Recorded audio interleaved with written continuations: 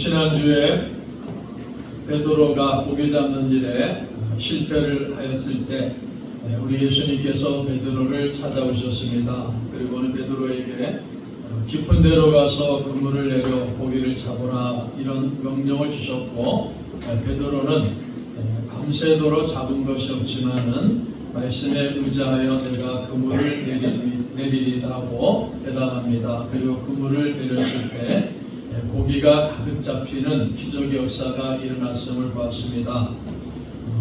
이때 베드로는 자기 앞에 계신 예수님이 주님이라는 사실을 깨달았고, 그 예수님 앞에서 자기 자신이 죄인이라는 것을 깨닫게 됩니다. 그래서 주여 나를 떠나소서 나는 죄인입니다라고 고백을 합니다.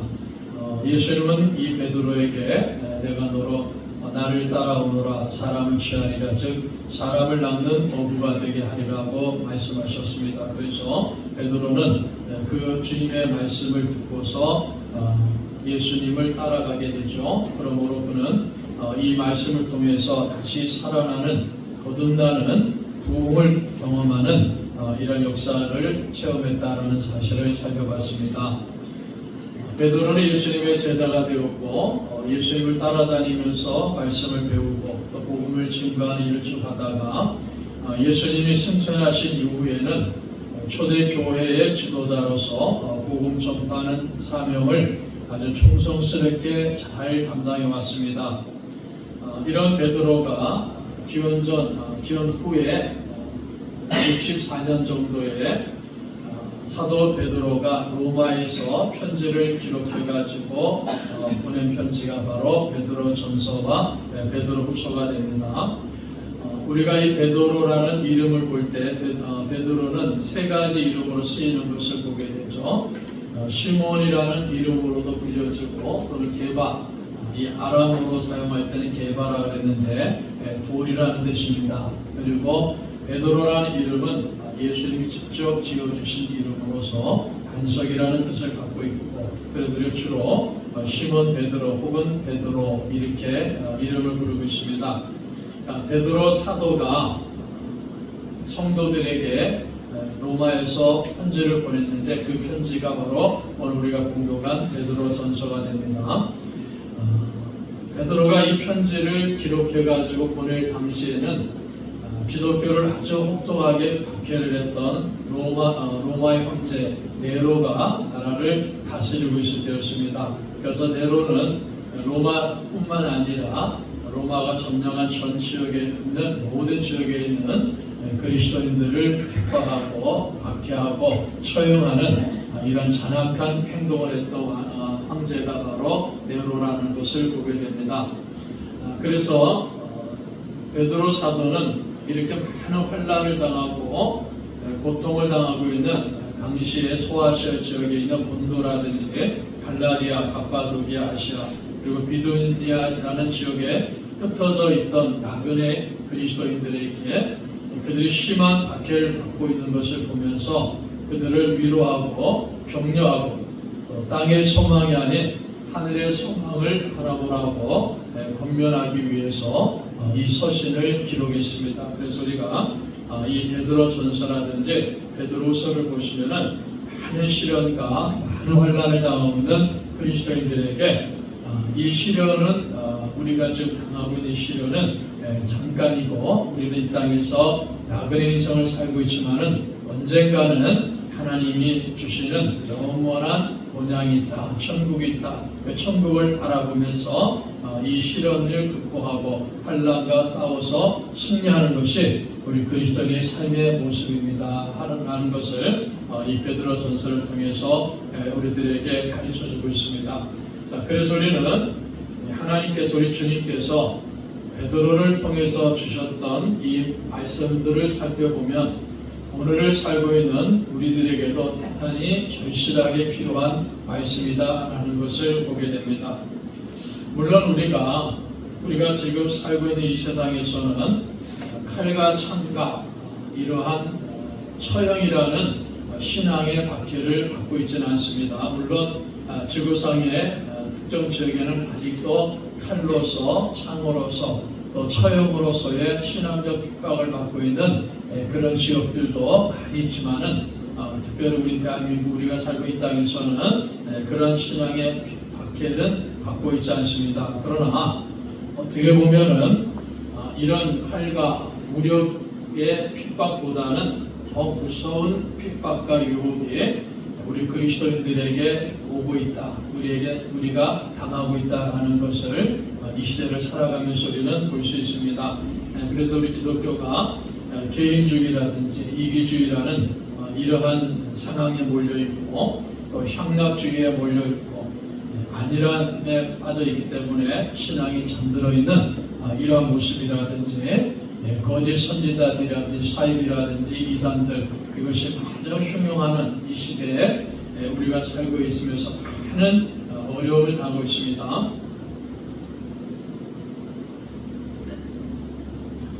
여러분들 며칠 전에 청문회를 보신 분들은 좀 아실 텐데 국가인권위원장에 후보가 되고 임명받은 이 안창호라는 분이 계시죠. 그분의 청문회를 보면서 참 안타까운 모습들을 우리가 직접 경험합니다.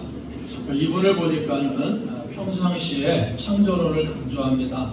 그래서 학교에서도 창조론을 교육할 필요가 있다. 진화론은 확률적으로 거의 일어나지 않는 것이 진화론이다 하면서 창조론을 강조합니다. 또 평상시에도 인권을 강조하면서도 동성애 같은 것은 반대합니다.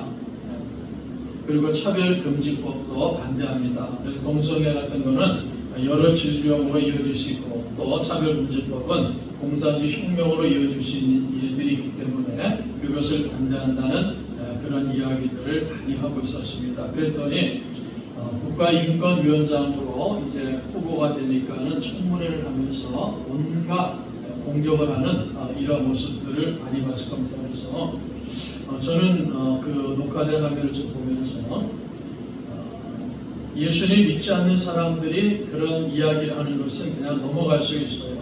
하나님 믿지 않기 때문에 넘어갈 수 있는데 소위 말해서 기독교인이라는 사람들이 예수를 믿는다는 사람들이 비난하는 것을 보면서 참 우리 기독교가 정신을 바짝 차려야 된다는 것을 다시 한번 생각했습니다. 예를 들어서 국회의원 가운데 김성희라는 사람이 있습니다. 민주당 출신이고 고향가 북현이라 그러는데 이 사람은 미국에서 신학대학교에서 공부하고 석사를 받은 사람이에요. 그리고 미국에서 전도사 생활을 했습니다. 우리나라에 와서 정치에 뛰어들어가고 낙검수 같은 데서 활동을 하면서 결국은 국회의원까지 됐는데 이 사람이 이렇게 얘기하는 거예요. 안창호 국가위원장한테 당신은 무자격 보수주의고 기독교 탈레반주의다 이렇게 비난합니다. 기독교 보수주의고 기독교 탈레반주의다라는 거예요. 탈레반이 뭡니까? 아프가니스탄에서죠. 그 사람들을 아주 잔인하게 처형하고 아주 폭정을 행하는 이런 사람들, 그 탈레반 있잖아요. 이스라엘 근본주의자들. 국가인권위원장에 나서는 사람을 그렇게 비난하는데 그 사람이 신학대학에서 신학을 공부하는 전도사예요. 그러니까 창조론을 강조하니까는 그것을 가지고 이렇게 비난하는 거예요. 창조론을 믿지 않는 사람이. 또 천하람이라는 국회의원이 있죠. 젊은 사람인데 그 아버지가 목사님이더라고요. 이름도 천하람 무슨 뜻입니까? 하나님의 사람이라고 적어서 천하람이라고 지은 거예요. 너는 하나님의 사람이라고 이름은 하람이라고 지어졌어요. 그런데 뭐라고 얘기합니까? 창조론을 얘기하니까요. 과학계에서 들으면은 기존 초풍할 일이다 이렇게 비난하는 거예요. 하나님의 사람이라는 사람이 창조론을 얘기하니까요. 그건 기존 초풍할 얘기다라는 거예요. 목사님의 아들이라는 사람. 여러분 이게 우리 정치하는 사람들 모습이야. 겉으로는 기독교인이라고 얘기하죠. 그래서 선거 때문에 각 교회를 찾아다니면서 헌금하고 각 교회를 찾아다니면서 나는 기독교인입니다 이렇게 얘기하는데 실상을 보면은 이런 일들이 일어난 사람들. 창조론을 믿지 않는 사람은 기독교인이 아닙니다, 여러분. 하나님이 천지 만물을 창조하셨습니다. 그걸 믿지 않는 사람이 기독교인입니까? 성경을 믿지 않는 사람이 기독교인이에요? 이런 사람들은요 하나님을 믿지 않는 거예요. 창조론을 믿지 않는 거예요. 창조론을 얘기하니까 기도 촉구할 일이라고 얘기해요. 창조론을 얘기하니까요, 기독교 탈레반주의라고 얘기해요. 이런 사람들을 우리가 기독교인이라고 생각하면 안 된다는 거예요. 이게 안창호라는 분을 제가 좀 살펴보니까요, 아주 어릴 때부터 신실하게 믿음으로 성장했더라고요. 그 어머니 되시는 분이 가정예배를 철저하게 드리면서 어릴 때부터 교회를 섬겨라, 주일을 성수하라는 신앙을 가르쳤어요. 그것을 듣고 잘 배워왔어요. 그래서 그 기록을 보면요, 어릴 때 주일 성수하느라고 학교 가지 않고 주일 학교라고 학교 가지 않았을 때 매도 받기도 합니다. 아마 우리 7, 80 사셨던 분들은 그런 경험들을 많이 했을 거예요. 그래서 겸사가 돼가지고 검사로서 뭐 수사라고 할 때는 굉장히 엄정하게 하지만요, 아주 긍휼한 마음을 가지고 많은 사람을 도와주는 그런 일들을 합니다. 감동적인 사연들이 참 많은 분이에요. 지금 분당 인만학교 우리 합동축교회인데 거기서 장로로 섬기고 있고, 그 형님도 신학교 교수로 사역을 하고 있었어요. 아주 우리 기독교 훌륭한 믿음의 사람입니다. 그래서 국가인권위원장으로 후보가 되고 인권위원장으로 임명을 받았어요. 그런데 여러분, 국가인권위원회라는 데가 뭡니까? 이 국가인권위원회라는 데는 보편적인 인권 보호라는 그러한 내용을 가지고서 김대중 대통령한테 신설된 거예요. 그러니까 보편적으로 인권을 보호한다니까 어떤 인권을 보호합니까? 성소수자들을 보호하는 거예요. 차별받는 사람들 보호한다, 이렇게 갖고 만들어놓은 그 위원회가 국가인권위원회라는 거예요. 그러니까 지금까지 우리가 수십 년, 한 20년 이상 이용하면서 이 국가인권위원회가 어떤 일을 하는지 우리 기독교인들 잘 알고 있단 말이에요. 근데 거기에 정말 어떻게 보면 제대로 된 사람이 들어간 거예요. 인권을 살필 줄 아는 사람이 들어간 거예요. 그랬더니 이렇게 엄청난 비난이 오는 거예요. 그러니까 이 사람이 뭐를 잘못했다, 어떤 죄를 범했다, 무슨 나쁜 짓을 했다, 그래갖고 비난하는 것은 받아들이지 않습니까? 그런데 그 신앙적인 가치관을 가지고 얘기하고, 그 신앙적인 가치관을 가지고, 기독교적인 가치관을 가지고 살아오는 그것을 가지고 비난하는데, 그 비난에 앞장서는 사람들이 소위 말해서 자칭 기독교인이라는 사람들.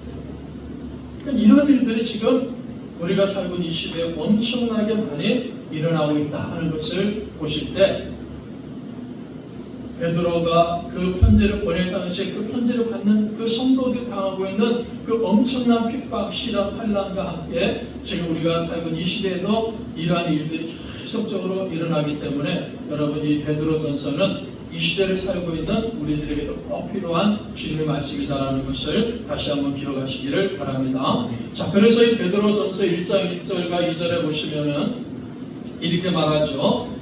예수 그리스도의 사도 베드로는 자기가 예수님의 사도라는 것을 분명히 밝히고 있습니다. 본도, 갈라디아, 갑바도기아, 아시아와 비두니아에 흩어진 나그네들에게 편지한다 하는 말이에요. 그래서 우리 그리스도인들을 향해서 나그네다 이렇게 말합니다. 흩어진 나그네다. 흩어진 디아스포라라는 거죠. 팔레스타인 지역 바깥에서 흩어져 살고 있는 유대인들을 흩어진 유대인들 디아스포라라 이렇게 말합니다. 나그네 인생이라는 거예요. 단순하게 흩어진 유대인뿐만이 아니라 당시에 유대인이든지 이방인이든지 각종 흩어져 살고 있는 모든 그리스도인들을 지칭해갖고 시련과 환난당하고 있는 그리스도인을 향해서 나그네다, 흩어진 나그네다 이렇게 부르고 있는 겁니다. 그래서 베드로전서 2장 11절에도 나그네와 행인이다 이렇게 말하죠. 그러니까 그리스도인들의 모습을 베드로는 그렇게 설명하고 있어요. 우리가 성경 보시면은 믿음의 조상 아브라함이 자기 자신은 나그네와 같은 인생을 살고 있다 이렇게 고백합니다. 그래서 히브리서 11장을 보시면 하나님께서 약속하신 가나안 땅에 도착한 이 아브라함은 그 가나안 땅에 살면서도 장막에 거했다 이렇게 말합니다. 그러니까 장막에 거했다는 것은 무슨 말입니까? 임시 거처를, 그러니까 임시 텐트를 치고 살았다는 거죠. 그러니까 거기서 뿌리를 받고 거기서 끝까지 거주할 생각이 아니라 계속해서 움직이기 위해 가지고 장막을 쳤다는 말입니다. 즉 나그네 인생을 살았다는 거죠. 왜 아브라함이 나그네 인생을 살아갑니까? 히브리서 11장 10절에 보면 이렇게 설명합니다. 이는 그가 하나님이 계획하시고 지으신 터가 있는 성을 바랐기 때문이다. 하나님이 계획하시고 하나님이 지으시는 터가 있다는 것, 즉 천국에 본향이 있다는 것, 그 본향을 바라보면서 이 세상을 살아가기 때문에 나그네 인생을 살았다 이렇게 말하는 겁니다. 하나님께서 자신을 위하여 예배해 놓으신 천국을 바라보았기 때문에 하나님이 약속하신 이 지상의 땅 가나안 땅도 자신의 정착지로 생각하지 아니하고 거기서 장막을 치고 살지 않았다는 거죠. 그러니까 아브라함 이 땅에서 나그네와 같은 심정을 가지고 살았다라는 사실을 우리들에게 보여줍니다. 여러분 다윗 왕도 마찬가지입니다. 다윗도 이렇게 말합니다. 왕권을 가지고 화려한 왕궁에 살면서도 하나님 앞에서 이렇게 고백합니다. 나는 세상의 계기요 거류자다라고 고백합니다. 그러니까 이 세상에 거류자라는 왔다 가는 사람이라는 거죠. 나그네라는 겁니다. 아브라함도 다윗도 나그네 인생을 살았어요. 베드로도 그렇고 바울 사도도 그렇습니다.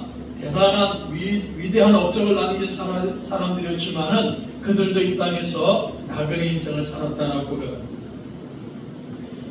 우리 역사에 이름을 날렸던 수많은 사람들, 우리 믿음의 조상들을 보면 한결같이 이 땅에서 나그네 인생을 살았다라고 고백합니다. 왜 그렇습니까? 본향이 있기 때문에, 그 본향을 바라보고 살기 때문에 영원한 거처가 있는데 그 영원한 거처를 바라보며 살기 때문에 이 땅에서는 나그네 인생을 살았다 이렇게 고백합니다. 자, 그리고 여러분 우리 그리스도인들도 마찬가지죠. 이 시대를 살아가고 있는 저와 여러분들도 이 세상에 살 때 어떤 자세를 가지고 살아가야 됩니까? 우리 이 세상에서 나그네 인생을 살아가는 거예요.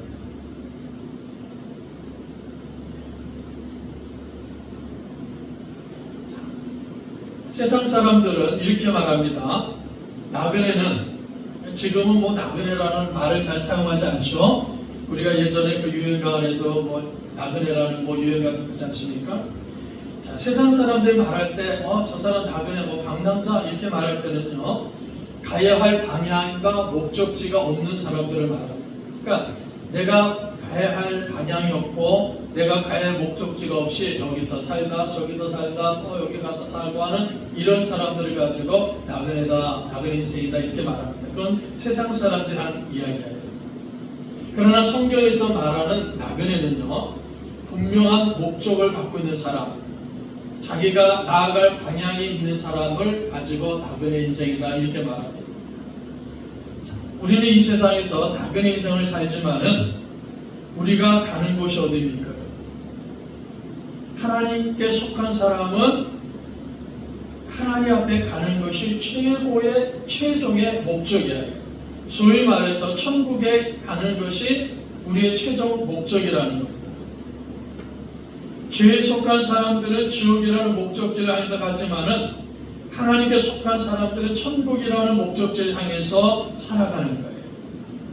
그래서 여러분, 우리가 오늘 하루를 살았습니다 이렇게 말하죠. 오늘 하루를 살았습니다 할 때 오늘 하루를 살았으면요 그만큼 우리의 종착역에 조금 더 가까이 갔다라는 것을 의미하는 거예요. 그것이 나그네의 모습이라는 겁니다. 그러니까 우리는 이 세상을 살아가는데 이 세상에 딱 터전을 잡고 이 세상에 끝장나고 살아가는 사람이 아니라 우리의 최종 종착역은 하나님 앞입니다. 천국입니다. 그 천국을 바라보면서 이 세상을 살아가는 사람들을 성경은 나그네들이다. 베드로도 그것을 오늘 우리들에게 가르쳐줍니다. 1장 1절에 흩어진 나그네라고 그렇게 표현하는 것이고 2절에 보시면요 곧 하나님 아버지의 미리 하심을 따라 성령이 거룩하게 하심으로 순종함과 예수 그리스도 핏부림을 얻기 위하여 택하심을 받은 자들에게 편지하노니 은혜와 평강이 너희에게 더욱 많을지어다.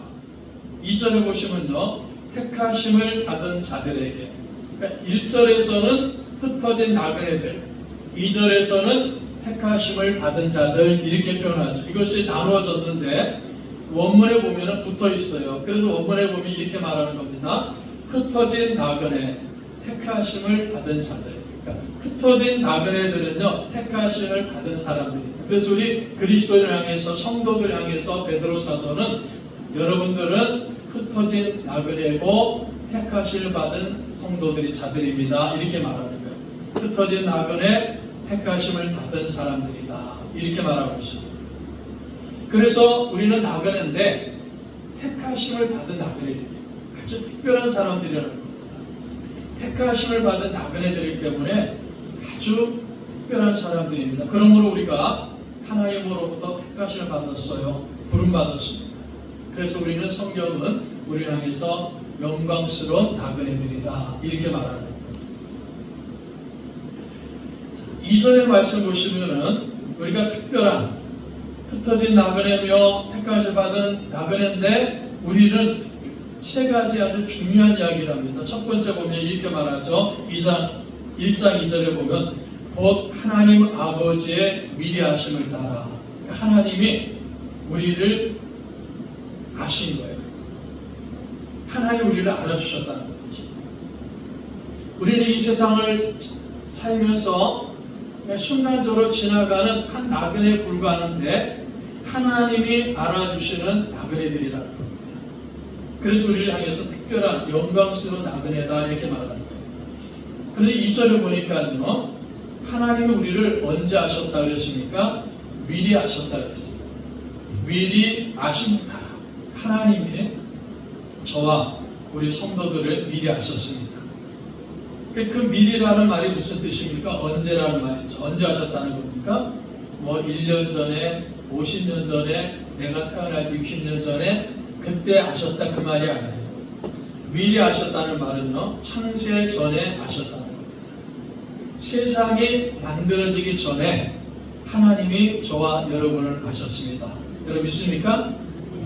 이게 얼마나 귀중한 거입니까? 제가 조금 전에 말씀드렸죠. 하나님의 창조를 믿지 않는 사람들은 기독교인이 아니에요. 하나님의 창조를 믿지 않는 사람들은요, 하나님을 믿지 않는 것과 똑같은 거예요. 내가 하나님을 믿습니다라고 얘기하면서 천지창조를 믿지 않는다? 그거는 앞뒤가 맞지 않잖아요. 하나님은 전능하신 하나님이시고 광대하신 하나님이고 무한하신 하나님이시다. 그 하나님 믿으니까 하나님의 천지창조를 우리는 믿는 거예요. 말씀을 따라서요. 근데 하나님을 믿습니다 얘기하면서 하나님 천지창조를 믿지 않는다? 그건 기독교인이 아닙니다. 그러니까 분명하게 우리는 분별할 수 있어요. 그런 사람들.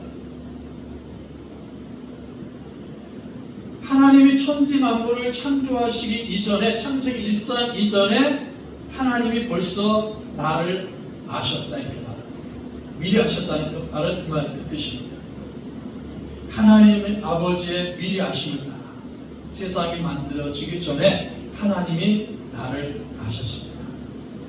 그러니까 단순히 하나님께서 나를 아셨기 때문에 나에 대해서 생각만 있는 것이 아니라는 겁니다. 이 안다라는 말 속에는 하나님의 행동도 포함이 되는 거예요. 하나님이 나를 생각으로만 아시는 게 아니라 행동으로, 하나님의 모든 행동으로 나를 아시는 겁니다. 그래서 하나님이 나를 미리 아셨다는 이 말은 여러분, 하나님이 나와 함께 하신다는 말이에요. 하나님 나와 동행하신다. 창세 전에 나를 미리 아신 하나님께서 몇 년도 몇 월 며칠 날 이 세상에 내가 태어나게끔 하셨고, 내가 이 세상에 오셨을 그 이전부터 나를 아셨던 하나님이 내가 이 세상에 오신 그 순간부터 항상 나와 함께 동행하신다는 겁니다. 그게 하나님이 나를 미리 아셨다는 말이에요. 자, 여러분 보십시오. 우리는 나그네라고 그랬지 않습니까? 이 세상을 나그네에서 살아가는데 보통 나그네 그러면 혼자 가잖아요. 그렇지 않습니까? 세상 사람들 말하는 나그네들은 혼자 가는 거예요. 혼자 가는 인생을 나그네 인생이라고 합니다. 그런데 성경은 우리를 향해서 나그네다, 나그네 인생이라고 말씀하시면서 우리가 혼자 걸어가는 사람이 아니다라는 거예요. 하나님이 우리 삶 속에 항상 동행하고 계신다라는 것을 보여주는 겁니다. 창세전부터 나를 아신 하나님이 내가 이 세상 힘들고 어렵고 고통스러운 이 나그네 길을 걸어가는데 그 나그네 길에 창세전부터 나를 아신 하나님이 나와 함께 하십니다. 나와 동행하십니다. 이 얼마나 복된 말씀이에요.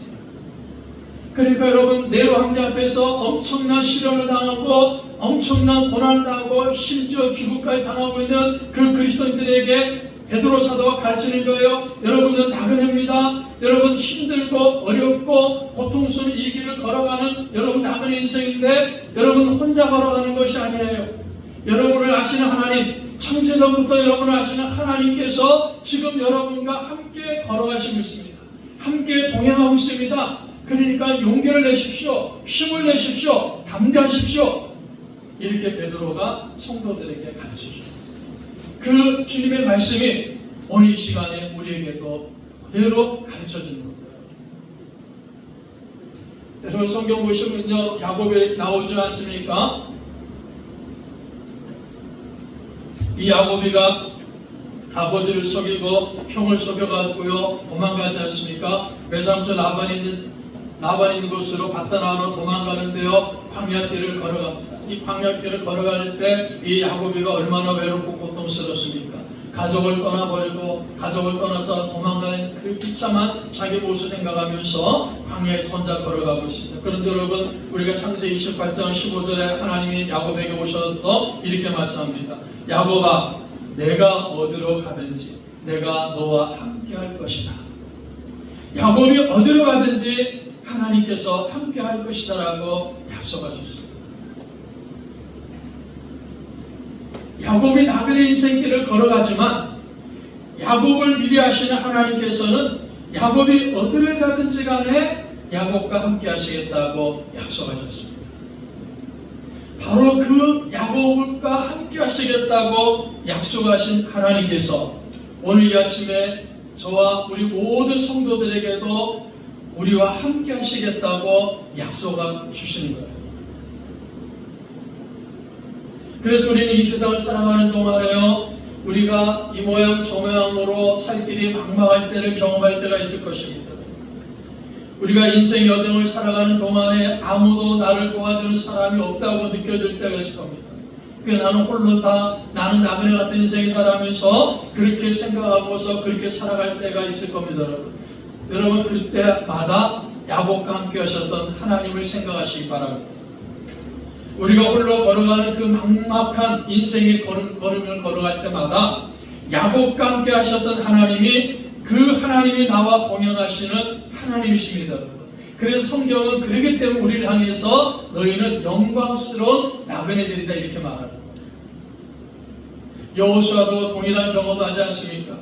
모세가 죽음 이후에 여호수아가 어떻게 하면 이 백성을 이끌어갈 수 있을까 근심하고 걱정하고 있는데 하나님이 여호수아에게 오셨습니다. 뭐라고 말씀합니까? 여호수아야, 놀라지 말라, 강하고 담대하라. 내가 어디로 가든지 내가 너와 함께 할 것이다. 어디로 가든지 함께 할 것이다. 야곱에게 주셨던 그 하나님이 여호수아에게도 동일하게 약속하셨습니다.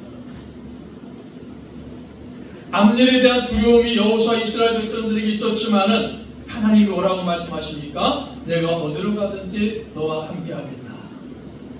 그 나그네 인생길을 걸어가는데 하나님 함께 하시겠다고 약속하시는 겁니다. 곧 하나님 아버지의 미리 하심을 따라 하나님 우리를 미리 하셨다는 것은 하나님께서 창세전에 우리를 아셨고 우리와 항상 함께 동행하시는 하나님이다라는 사실을 말씀합니다. 지금도 하나님이 나와 함께 동행하신다는 사실을 확실히 믿는 우리 성도들이 되시기를 바랍니다. 그 다음에 보시면요, 성령이 거룩하게 하심으로 순종함과 예수 그리스도의 핏부림을 얻기 위하여 택하심을 받은 자들에게, 우리는 흩어진 나그네, 택하심을 받은 나그네들인데, 영광스러운 나그네들인데 예수님의 피로 구원받은 나그네들이라는 말입니다. 예수님께서 우리를 위해 가지고 십자가에서 피를 흘리셨습니다. 우리의 죄를 용서해 주셨습니다. 우리를 구원해 주셨습니다. 그리고 우리에게 천국을 주셨습니다. 이 천국이 우리의 진정한 본향이라고 성경은 말씀하죠. 자, 그래서 우리는 어디로 가는지 모르는 그런 나그네가 아니라 그랬지 않습니까? 우리가 가는 곳은 분명한 천국입니다. 그 천국을 바라보면서 걸어가는 나그네들입니다. 우리를 위해서 준비해 놓으신 하나님의 영광과 기쁨과 엄청난 상급들이 기다리고 있는 본향이 있어요. 그 본향을 향해서 분명한 목적을 가지고 가는 사람들이 바로 그리스도인들입니다. 그래서 이 그리스도인들은 누구를 말합니까? 예수님 피로 구원받은 성도들을 말하는 거예요. 우리 꿈 있는 교회 성도들은 예수 그리스도의 보배로 피로 구원받은 성도들입니다. 그래서 우리는 영광스러운 흩어진 나그네들, 택하심을 받은 나그네들이라는 거예요. 자, 그러므로 우리는 영광스러운 나그네, 택하심을 받은 나그네들이기 때문에 하나님이 우리 삶 속에 동행하고 우리는 분명한 방향, 목적을 향해서 가고 있는 나그네들입니다. 그 목적이 어디입니까? 우리 영원한 본향 천국입니다. 그곳에 도착할 시간은 다 다른 거예요. 빨리 도착하는 사람이 있고 앞으로 10년, 20년, 30년, 50년 후에 그 영광스러운 본향에 도착합니다. 우리는 다 그 본향에 도착하게 돼 있어요. 그 인생을 걸어가기 때문에. 그래서 여러분 꼭 마음에 기억하십시오. 훗날에 그 본향에서, 그 천국에서 저와 여러분 모두는 다시 만나는 축복을 누릴 줄로 믿습니다. 그게 우리 그리스도인들께서 나그네인데 영광스러운 나그네다 이렇게 말합니다. 성령의 거룩하게 하심으로 순종함과 성령께서 우리를 거룩하게 하시기 때문에 하나님 말씀에 순종한다는 것을 우리는 그런 나그네들이라는 겁니다. 성령께서 우리 마음속에 오셔서 우리 예수님 믿게 하셨죠. 그리고 우리 마음속에 임재하시면서 하나님의 말씀을 지키도록 하는 마음의 소원을 품게 만듭니다. 그 말씀을 지킬 수 있는 능력을 또 우리에게 주시는 거예요. 그래서 여러분 성령님께서 우리 마음에 임재하시면서 우리 마음에 거룩한 마음을 주시는 것이고 거룩한 삶을 살아가도록 성령의 능력을 우리에게 부어주시는 겁니다. 그래서 우리 그리스도인들이요 하나님의 말씀을 지키지 못할 때 성령께서 우리를 책망하시고 회개하도록 합니다. 그래서 우리가 주일마다 회개하는 거, 회개기도 드리는 거요, 참회기도 드리는 거 이게 습관이 아닙니다. 하나님 말씀을 지키지 못할 때가 있기 때문에 그 지키지 못함을 성령님께서 우리를 하여금 회개하도록 하십니다. 그래서 여러분 짧은 시간이지만 지난 한 주간에 우리 삶을 보면서 하나님 말씀에 순종하지 못한 죄들을 회개할 때 하나님 우리 죄를 용서해 주시는 역사를 주십니다.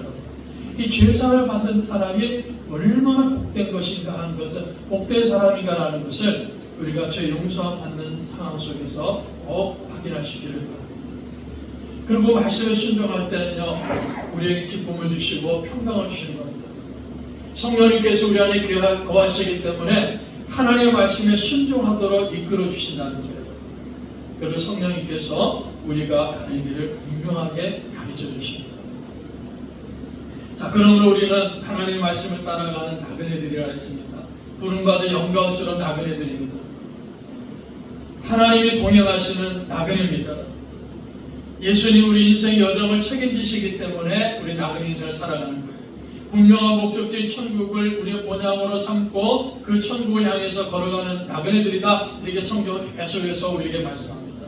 한 걸음 한 걸음 내딜 때마다 하나님의 말씀의 인도하심을 받고 걸어가는 영광스러운 나그네들입니다.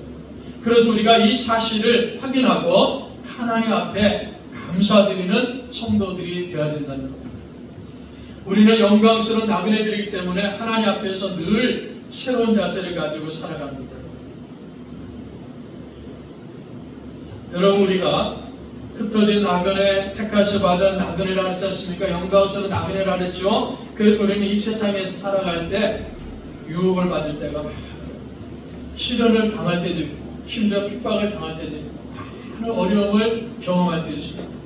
자, 그런데 오늘 말씀을 잘 기억하셔야 됩니다. 영원 전에 하나님께서 성부 하나님께서 나를 미리 아셨습니다. 영원 전에 나를 미리 아셔가지고 나를 선택하셨어요. 그래서 현재는 어떻게 합니까? 우리가 나그네 인생을 살지만은 하나님이 동행하시는 하나님 함께 하시는 나그네예요. 그래서 우리는 하나님 함께 하시기 때문에 하나님의 말씀에 순종하는 거예요. 예수님께서 우리 죄를 대신해 십자가에 죽으셨기 때문에 우리가 구원을 받아서 하나님과 화목을 이루었기 때문에 우리는 이 시대를 살아가면서 하나님 말씀에 순종하는 겁니다. 성령님께서 이 세상에서 우리에게 거룩하게 살아갈 수 있도록 우리를 인도하십니다. 그래서 우리가 하나님 말씀 붙들고 성령의 인도하심을 따라서 하나님 말씀에 순종하면요, 우리 삶이 거룩한 삶으로 새롭게 변화됩니다. 그래서 우리를 바라볼 때, 세상 사람 우리를 바라볼 때, 아, 예수 믿는 사람들이 다르구나 하는 것을 보게 됩니다. 국가인권위원장으로 임명받은 그분 보니까요, 그 삶이 달라요. 심지어는요, 죄수들을 잘 섬기고 죄수들에게 극진하게 긍휼을 베푸니까요, 간첩 사건의 주도적인 사람들이 그 검사의 모습을 보고 감동받아가지고 자기 죄를 고백하는 일들도 일어났다, 이렇게 말합니다. 그게 하나님의 말씀을 붙들고, 하나님의 말씀을 붙들고 성령의 거룩하심을 따라서, 하나님의 말씀을 붙들고 성령의 인도하심을 따라서 살아가는 사람들의 모습이기 때문에, 그래서 그런 인생을 살아갈 때 바로 우리는 영광스러운 나그네다, 이렇게 말합니다. 그래서 영광스러운 나그네들은요, 영원 후에 하늘에 유업이 있습니다. 하늘에 본향이 있습니다. 그것을 바라보면서 우리는 걸어갑니다. 그래서 우리가 여러분 이 세상에서 때로는 유혹당하고 시련도 당하고 어려움 당하고 또 우리에게 어려운 환경들이 많이 있는 일들을 경험하고 있습니다. 그러면서도 우리가 그 어려운 환경 속에서도 꼭 기억할 것은 무엇입니까? 아, 나는 하나님 미리 택하신 나그네, 영광스러운 나그네라는 우리의 정체성을 분명히 하실 수 있어야 됩니다. 아, 나는 하나님이 미리 택하신, 창세전에 하나님이 나를 미리 아시고 나를 택하신, 나는 하나님이 동행하시는 삶을 사는, 그리고 본향을 향해서 살아가는 나는 영광스러운 나그네입니다라는 그 분명한 나의 정체성을 가지라는 겁니다. 그래서 성령께서 인도하실 때마다, 성령께서 나를 거룩한 삶으로 인도하실 때마다 그 성령 하나님의 인도하심을 따라가면서 이 세상에서 유혹하는 모든 세력들과 싸워서 승리하면서 본향의 천국을 향해서 당당하게 나그네 인생을 살아가는 사람들이 우리 그리스도인들이라는 것입니다. 또 오늘 이 아침에 이 말씀 듣는 저와 여러분이라는 사실을 꼭 기억하시기 바랍니다. 그래서 우리 삶 속에 여러분 어려움이 있을 수가 있고 또 시련도 핍박도 있을 수 있습니다. 우리 인생은 다 그런 거라고 많은 분들이 그렇게 고백하지 않습니까? 자, 그런 우리 인생에 많은 어려움이 있지만은 창세전부터 나를 미리 아신 하나님께서 나와 동행하시고 성령님께서 나를 거룩한 삶으로 인도하신다. 그리고 나는 하나님께서 주시는 천국을 바라보면서 목적지를 삼고 걸어가는 영광스러운 나그네다라는 그 정체성을 가지고서 하나님 말씀에 순종하면서 이 세상에서 승리하는 삶을 사는 우리 교회가 되고 우리 성도들이 되시기를 주님의 이름으로 축복합니다.